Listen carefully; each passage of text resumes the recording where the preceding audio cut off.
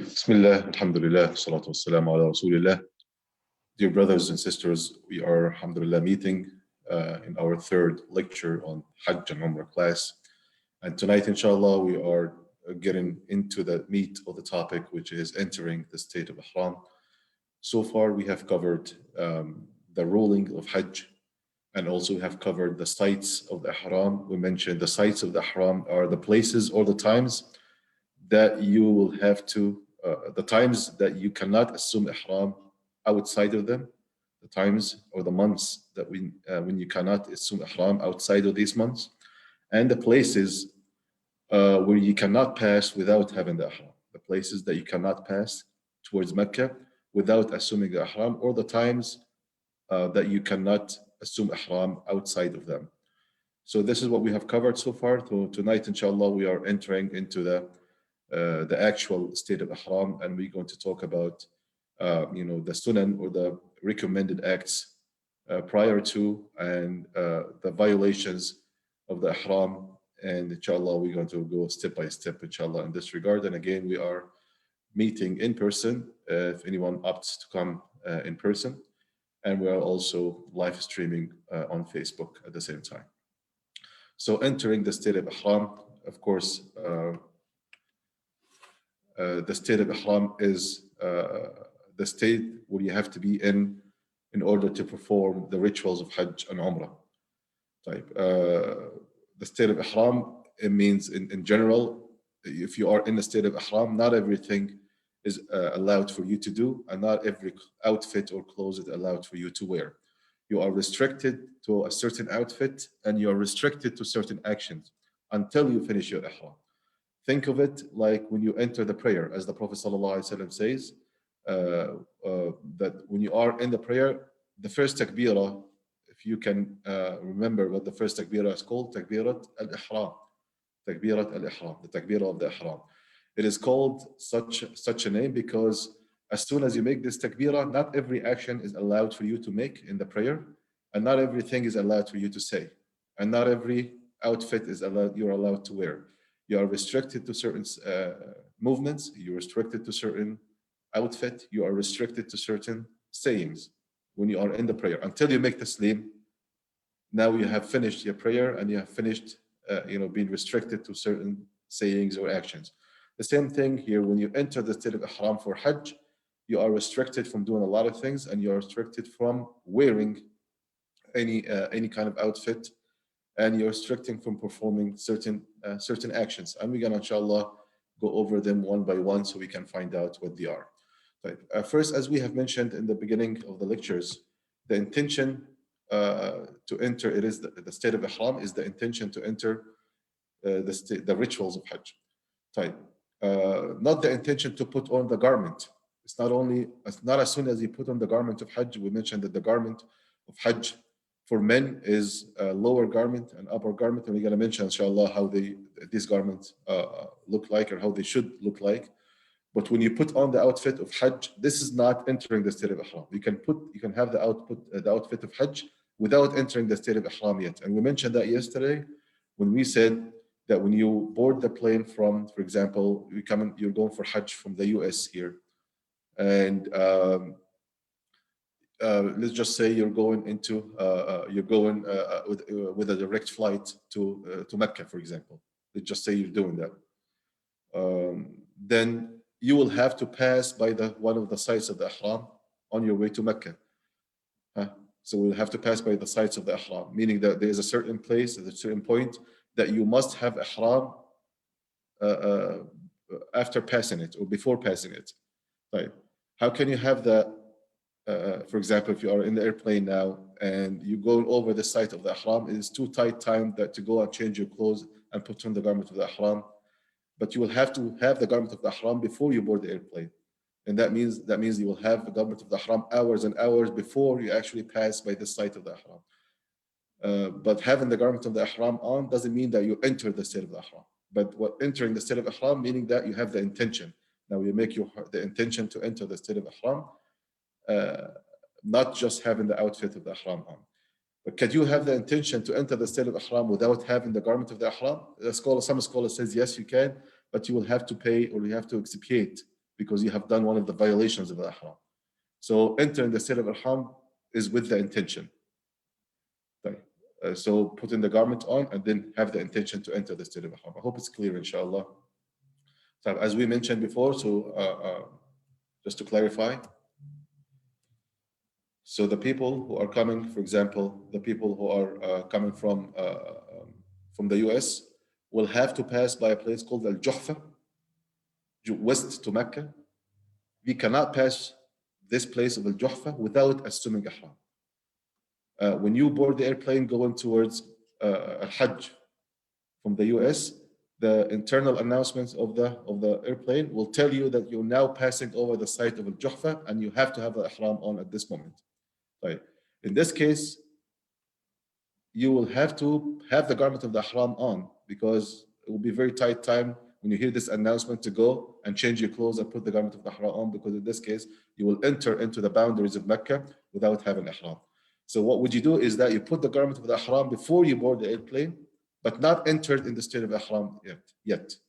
So you put the garment of the ihram on, you put the garment of the ihram on, and then wait until the airplane, or you hear the announcement that the airplane is passing over the site of the ihram, and now you make the intention with your heart to enter the state of ihram. Right. So of course this will vary if you are going for Hajj. For example, some people are going for Hajj, riding, or riding, for example, buses, or they coming from near places, not far places as us. So in this case, it will be a lot easier for them. Sometimes they have rest places where they can have masjids and showers prepared for people to go and change their clothes and assume the ihram. But for people who are coming with airplanes, they will just moments passing over the sites of the ihram, meaning that they have to be prepared before they board the airplane. Right. So not the intention to put on the garment of the ihram, it is actually the intention to have in your heart to enter the state of ihram, regardless if you have in the garment of the ihram or not. If you're having the garment of the ihram, that will be perfect. If you don't have the garment of the ihram, you can pay expiations, and we're going to mention, inshallah, the amount of the expiation that you have to pay if you enter the state of ihram without having the garment of the ihram on. Now we go into the sunan, or the recommended acts prior to entering the state of ihram. Prior to entering the state of ihram, we're going to go over some of the recommended acts. First, you have to do ghusl.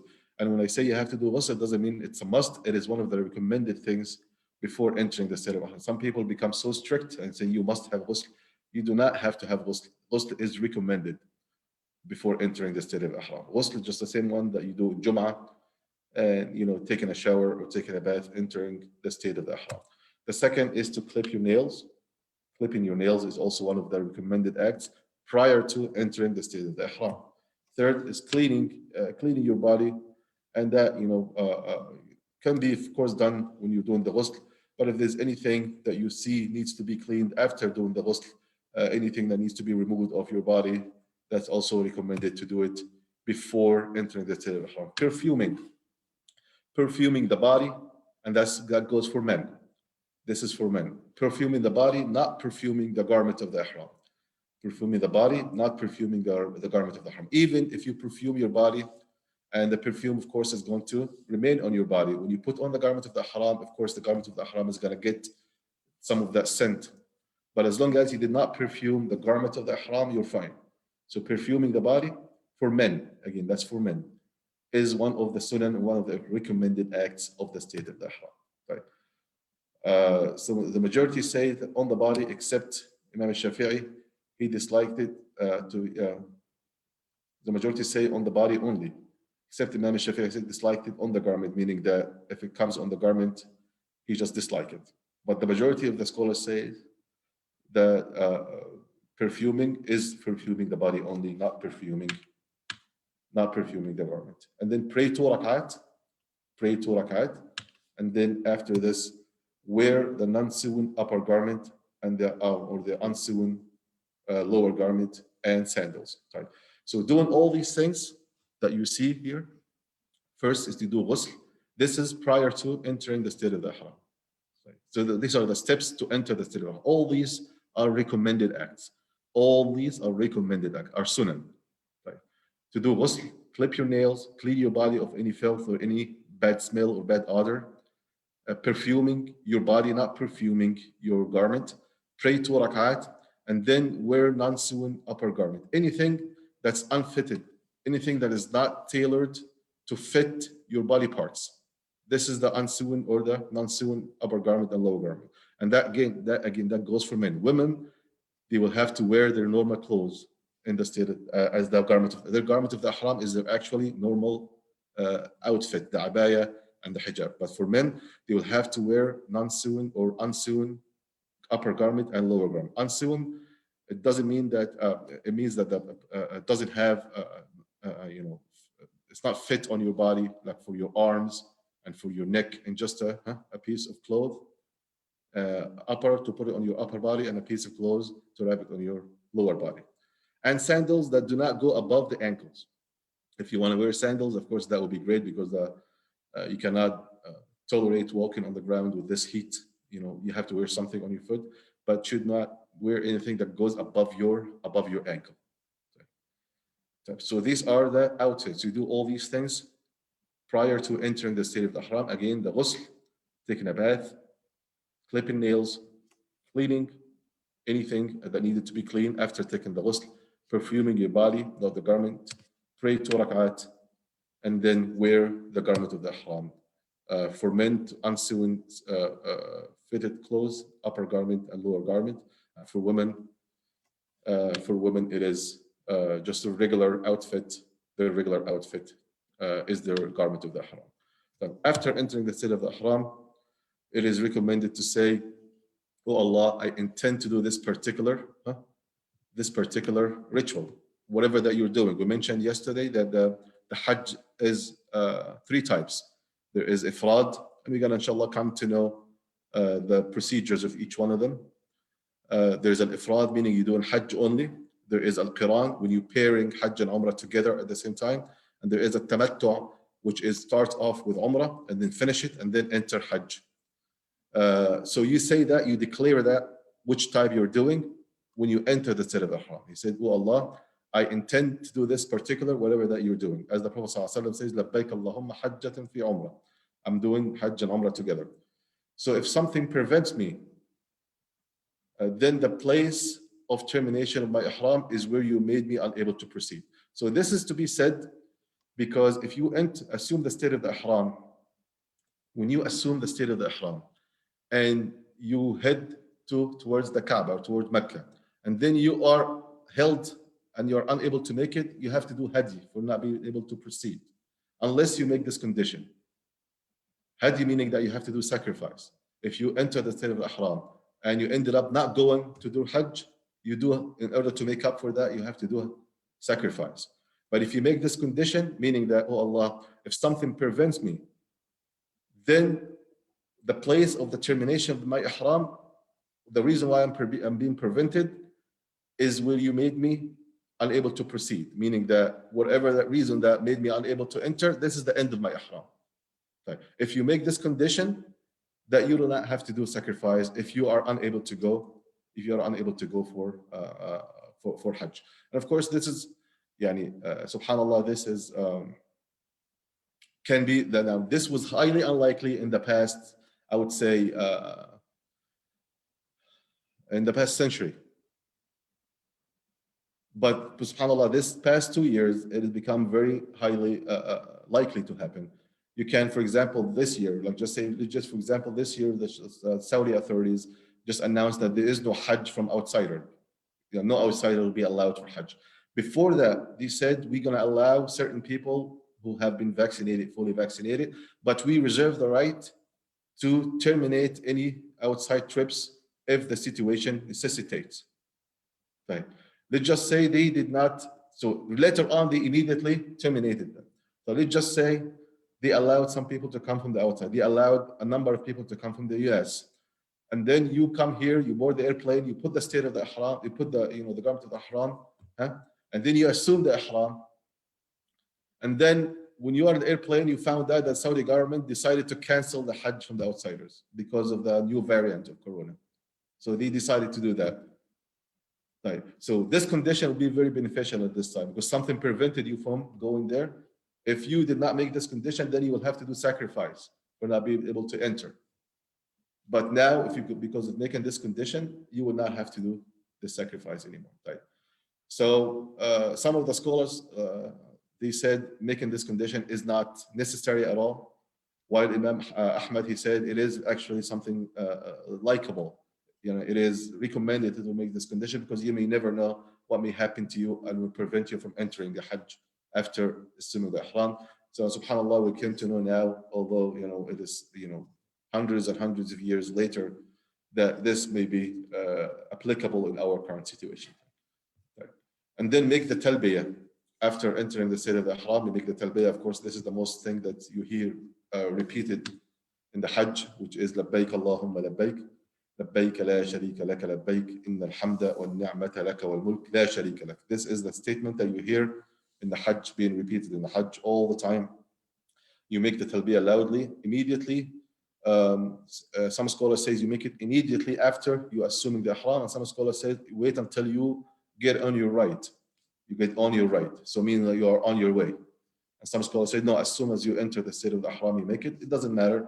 But as soon as you enter the state of the ihram, you may make the talbiyah, and it should be make it loudly for men, and for women they should say it softly that only their circle or their group of sisters will hear it, but not anyone outside this group. Okay. Go up a hill and down into a valley. Hear someone saying it, and all these things are the recommended acts. All these things are recommended acts, or the times when you should repeat the talbiyah. These are the times when you should repeat the talbiyah. Every time you go up the hill, you repeat the talbiyah. You go down into the valley, you repeat a talbiyah. Or you hear someone saying it, or make a violation or forgetfulness, or meet a group. If you see a group passing by, this is the times when you actually say the talbiyah, repeat the talbiyah when you are in the state of the ihram. So if you find that, I mean, that's basically all the times when you are in Hajj. Right? So all these times when you repeat the talbiyah, when you go up the hill or go down into a valley, or hear someone saying it, or do a violation of forgetfulness, or meet a group on their mounts, or after the mandatory prayers, or before dawn, before the Fajr, or the time of the approach of the night and the day. All these are the times when you should repeat the talbiyah. Now we're going to go a little bit over, inshallah, of the violation of the ihram. We're not going to go over all of them tonight. We're going to go through the softest one, which are 3 of them. The total 9 violations, the violation of the ihram are total of 9 violations. There are total of 9 violations. Some of them, they have each one of them, or it's a group of them and another group. A group of them has expiations, or if you fall into a group of them, there is a certain expiations, and another group that have a different expiations. Then we're going to mention, inshallah, today the first 3 of them. This is shaving the hair, clipping the nails, wearing sewn fitted clothes, covering the head. Actually, we're going to go over those 4 today. So shaving the hair or clipping nails. Remember when we said before entering the state of ihram, it is recommended to do what?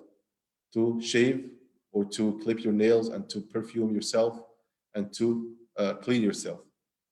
That was before you enter the state of ihram. But after entering the state of the ihram, shaving the hair and clipping the nails will be prohibited. What happens if you shave?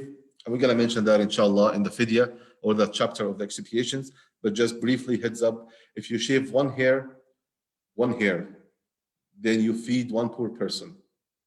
If you shave, or if you clip 1 nail, if you shave 1 hair or you clip 1 nail, then you feed 1 poor person.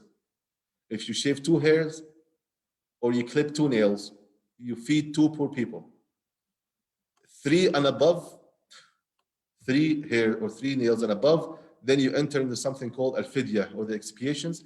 And that we're going to talk about it, inshallah, in the next chapter. But basically, it is feeding 6 poor people, or fast 3 days, or sacrificing a sheep. That's shaving 3 hair or clipping 3 nails or above. Okay. Wearing sewn fitted clothes, that also will be entitled, this is the violation of the ihram, and you will have to do the expiation. The same thing that we have mentioned. We're going to go over, inshallah, in details, but this is one of the violations of the ihram. Wearing sewn fitted clothes, clothes that is fitted on your body, body size and body, or body arms, or your arms, or the pants and things that has sleeves and all these things. That's again, that's only for men. Covering head, that's also for men. You're covering head with any hat or anything that attached to your head. Not you covering your head with umbrella. Umbrella is not, it's not, it's not meant in here. Covering your head with anything that actually attached to your head. So all these are the violations of the ihram. The fifth, we're gonna stop here tonight, inshallah, which is applying or putting on perfume to your body or to your clothes. Putting perfume to your body or to your clothes, that's also one of the violations of the ihram. So make sure when you enter the state of ihram, you have to avoid all these things. There are more to avoid, inshallah. We're gonna talk about them tomorrow, but inshallah, we're gonna stop here. So tonight, inshallah, to recap over what we have done, we mentioned that entering the state of the ihram is by doing few certain things, recommended things, ghusl and clipping nails, cleaning your body, perfuming. That's before entering the state of ihram, praying 2 rak'at, and then wear the ihram garment. And later on, after entering the state of ihram, it is recommended to make this condition that if you have been prevented from entering Mecca, then the end of your ihram is the place where is the place of termination, or that whatever that prevents you is the place of the termination of your ihram. And you make this talbiyah in all these occasions that we have went through. And some of the violations of the ihram include, there are 9 violations. We have 5 of them tonight: shaving the hair, clipping the nails, wearing sewn fitted clothes, covering the head, and applying perfumes to your body or to your clothes. We're going to stop here, inshallah, tonight, and we're going to continue tomorrow night, inshallah, with the rest of the 4 violations. There are 9 violations. We had 5 tonight, and there are 4 violations, inshallah. So we're going to continue them tomorrow, as well as with the expiations that you should do if you fall into any of these 9 violations of the ihram. We're going to stop here, inshallah. We ask Allah subhanahu wa ta'ala to teach us that which is beneficial to us, and to benefit us from what we hear and what we say. Assalamu alaikum wa rahmatullahi wa barakatuh.